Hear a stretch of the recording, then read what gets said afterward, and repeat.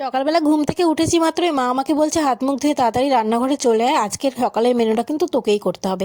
তারপরে আমি সকাল সকাল রেডি ফেডি হয়ে চলে এসেছি উনুনের কাছে, আর এসে দেখি মা আমাকে আজকে কড়াইশুটির কচুরি করতে বলেছে, আর এখানে মটরটাও সিদ্ধ বসিয়ে দিয়েছে। শীতের তো প্রায় শেষ হয়ে গেছে, আর কড়াইশুটির কচুরি আমাদের একদিনও খাওয়া হয়নি, কিন্তু মটরশুঁটি শেষের দিকে চলে এসছে।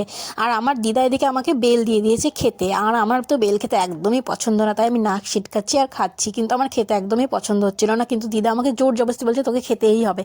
তারপরে আমি এখানে আলুর তরকারি করব কড়াইশুঁটি কচুরির সঙ্গে খাওয়ার জন্য, তার জন্য আলুগুলোকে ছোট ছোট করে কেটে নিয়ে আমি নিজেই রান্না করে নিয়েছি। রান্না করাটা তোমাদের আর দেখালাম না, তার কারণ রান্নাটা আমি একদম সহজভাবে করেছিলাম, মশলা টশলা ছাড়া, শুধু একটু কারি জিরা আর কাঁচা লঙ্কা ফোড়ন দিয়ে।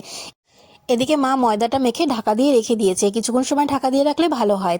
এদিকে যে আমি মটরশুঁটিগুলো সিদ্ধ করে দিয়েছিলাম, মা সেগুলোকে বেটে দিচ্ছে। তারপরে আমি কিছুক্ষণ সময় এটাকে রান্না করে নিলাম একটু।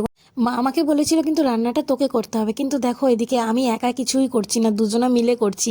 তার কারণ একা করা সম্ভব না, এইসব জিনিস করতে গেলে না দুজনাই লাগে, একা করতে প্রচুর সময় লাগে। আর যেহেতু এটা আমি সকালে খাবো, খেতে খেতে তারপর আমার 12টা বেজে যাবে যদি আমি একা করতে যাই।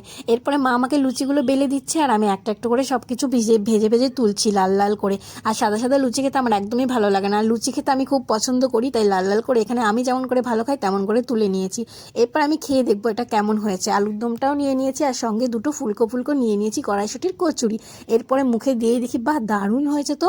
সত্যি আমি না হেভি রান্না করতে পারি, নিজেরটা নিজেই বলছি। যাই হোক, সত্যি আমি ভালো পারি, না হলে আমার মা আমাকে দিয়ে কেন করাবে বলো। আমি এবার পুরো খাওয়াটা কমপ্লিট করি, আর ভিডিওটা এটুকুই থাকলো। তোমাদের কেমন লাগলো আমাকে অবশ্যই কমেন্টে জানিও, আর অবশ্যই একটা শেয়ার করে দিও, একটা লাইক করে দিও। ধন্যবাদ।